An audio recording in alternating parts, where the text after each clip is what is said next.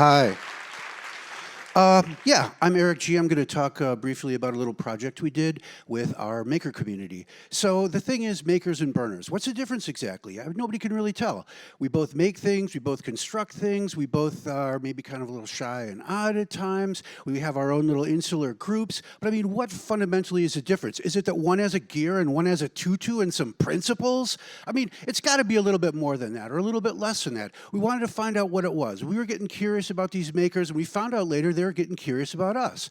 So what's the first step that we're going to do? First step is we go to Maker Faire 2014. We just put a little kind of an information booth. We got some pictures of the kind of stuff we do, the kind of scope, what is Burning Man? What is it even? And the makers started to get curious. We started talking to the organizers. We realized we really wanted to do some kind of project together. But geez, what? Hey, as it turns out, we get a Midway grant to make an art piece. We get together a team. We got some people from our Maker Faire. We got some people from our Maker Space. We're going to make some crazy color changing panels and a pinball machine somehow. So we start working, we start building, we start making, we got welding, we got carpentry, we got electronics, we got all that kind of stuff. We got programming going on. Everybody's working on stuff. We're doing it in 2 different cities.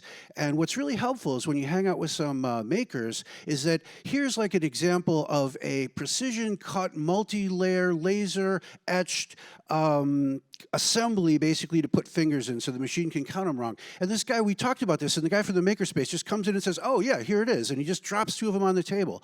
So we invited him, of course, to stay in Snowflake Village with us so we could all kind of be together. And what excites a maker more than saying, we're going to go build something, a city, at least, well, part of a city. Well, that's kind of a cool thing to build. So, they came out there, we went out there, we got there, 2,000 miles we traveled, we're camping in the same dust, we're building things. Now making is really kind of cutting to the bone because, we have to make our shelter, we have to make our water. This is serious. We're making for a reason now.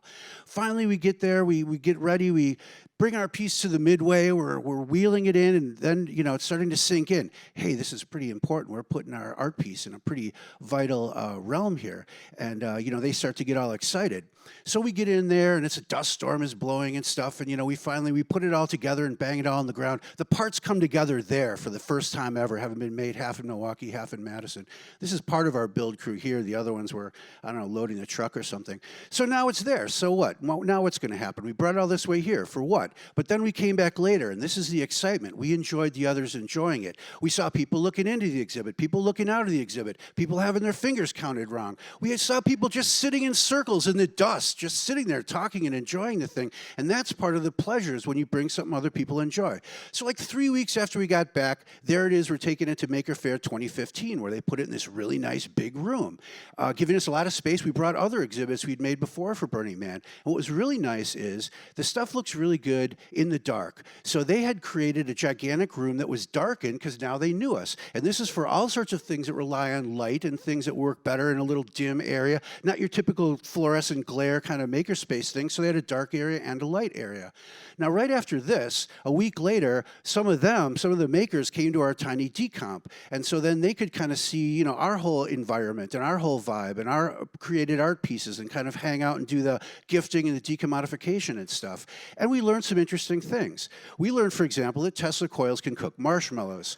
So the, maker brought this little Tesla coil, and we sat there and connected it up and tried cooking little bits of food. And now, of course, we're trying to wonder what it would do to propane, like a propane blaster. So that's for next time. That's our next project. So we do have some other further ideas to make a sort of tiny portable maker factory where you can cut and anodize and shape little colored pieces of aluminum, and it can go to schools and community groups and stuff. Then you connect all these little pieces together, and you make murals out of them, out of all the different scales. And then the murals are anodized aluminum, so you can hang them on the outside of your building, on the outside of your school, doing some sort of public art, some branding, all that kind of stuff. Whenever you walk past, you'll know that you made that thing. So it's like a combination of art and technology. So the next steps, it says at GLC, I wish I could give the shout out to my great friend and colleague, Kathy Canistra, who's the producer of Milwaukee Maker Faire, but she had to leave earlier, but she did come all the way here to her first GLC to come back here and bring some of that knowledge and connect it all together so we can all go into the future and be burner and maker buddies and live happily ever after.